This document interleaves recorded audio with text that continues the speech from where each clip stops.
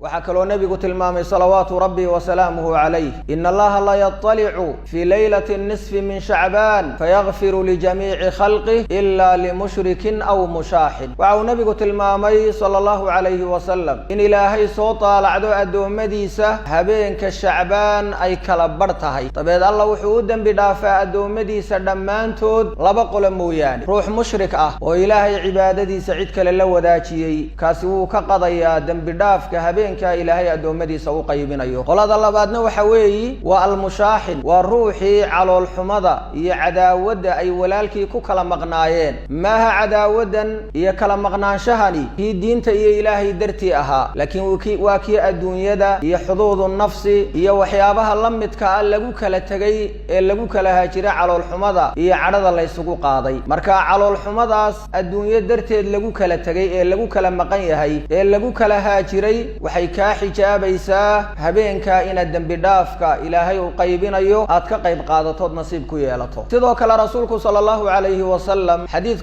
كلو صحيح وحكوت المامي إن الباب بدا جنة لفره مالين كستو خميس إيه إسنين فيغفر لكل عبد لا يشرك بالله شيئا طبعا وحلو الدم بدافا الدون كستون إلهي عدك للو داجينين وعبادة أبر احتري إلا رجلا كان بينه وبين أخيه شحناء نيني سقي ولالكي علاد أي كوكلا مغنايين أو حماني أود حيسين مويه فيقال أنظروا هذين حتى يصطلحا حلورنا يا لبدا أكادية انتي كهشينيا إخواني في الله حديث وحين كقادنا وأين كفايدي سنينا على الحمضة أي دتك مسلمين تكوكلا مقيهين الدنيا إيا النفطة إيا الدنك لدرتيد لوك لتغيو وحي حجاب كنقون كران إلهي مغفردي سيدا بدافكي سينات كقيب قادته وحمركاكو خير بدن أيها المسلم سياند مغفرة وقدن علوشادو إني حادناتو قلبigaagu inuu nadiif noqdo laabtaadu inay fayoobato naftaada waxba inaanad ku cuslayn cadaawad iyo calool xumo waayo waxa shaki la'aana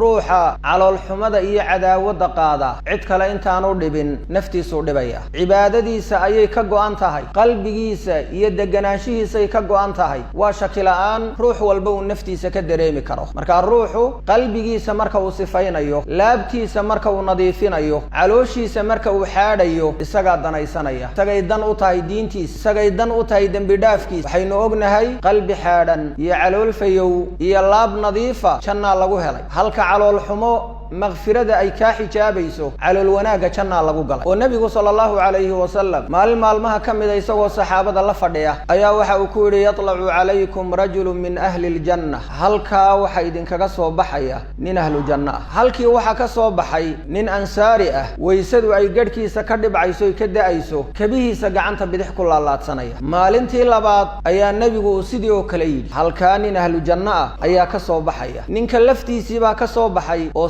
لفتيدي كسوغان مالنتي سدحات سيدي سلميدا النبي صلى الله عليه وسلم نينك لفتيسي ايا كسو بخاي او اسلا صفدي كسوغان ويسدي اي غدكيسا كدايسو كبيه سنه بدخدا كلالات سنيا وحول عبد الله بن عمر ابن العاص نينكي ايا مركي النبي مجلسكي او ككعي ايان انتان ايغتay daba galon raacay dabeed waxaan ku iri warniyahow aniga aabahay baa isku dhacnay waxaan ku dhaartay saddex habeen inaan u hoyan waxaan ka codsanayaa inaad bariiso tii aan ku hoydoon saddexda habeen kula joogo waxa uu dhawaasah وسودوي عبد الله بن عمر ابن العاص وحاول ننكي وحن أدبجلي وأن دوريون أفير سني بل ننكني عملك هلكا كجاري إن أن أجادون كجديده وحاول ننكي ما نعرف يسوى هبينك صلاة الليل وكعي عمل فربضان يسوى سمينا يا ما أرد لكن وحاول ما مقل يسوى كهد لي إلا خيرا خير ما يوحك لك ما مقل لكن عمل فربضان أن كجديده أو سمينا يو وأن كواي وحاول يسدح ديها بين مركز دماتي إن كده وهذا عمل كيسي إن يريستون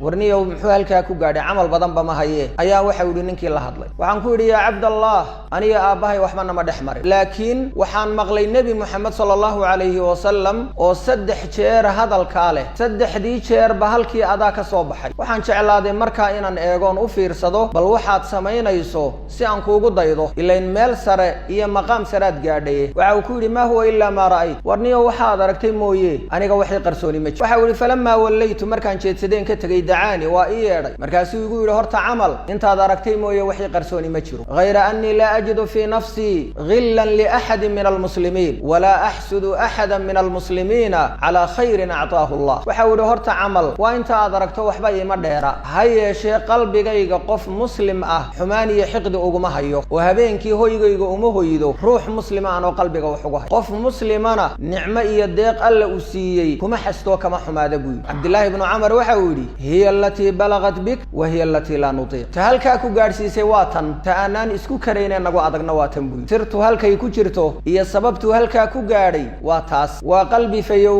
waa calool xaadhan waa laab saliima oo dadka muslimiinta aan waxba loogu hay idan ayuha alakhu lmuslim wa ayatuha alukhtu lmuslima qalbigaagu ha xaadhnaado calooshaadu ha fayoobaato laabtaadu laab fayow oo fudud oo nabad gashan oo saliima ha noqoto sidaasaa kuu dana oo naftaada iyo diintaada iyo dembi dhaafkaagaba u roon waynu ognaho caloolxumada dhibka ay leedahay qof walba wuu dhandhamiyo waa garanaya haddaad cadhooto haddii caloolxuma kugu dhacdo haddii xiqdi iyo xasad iyo xumaan aad samayso aday kaa go-an naftaaday ka go-an tahay deganaanshahaagay ka go-an tahay hurdadaada iyo xasiloonaantaada waa wax ka go-an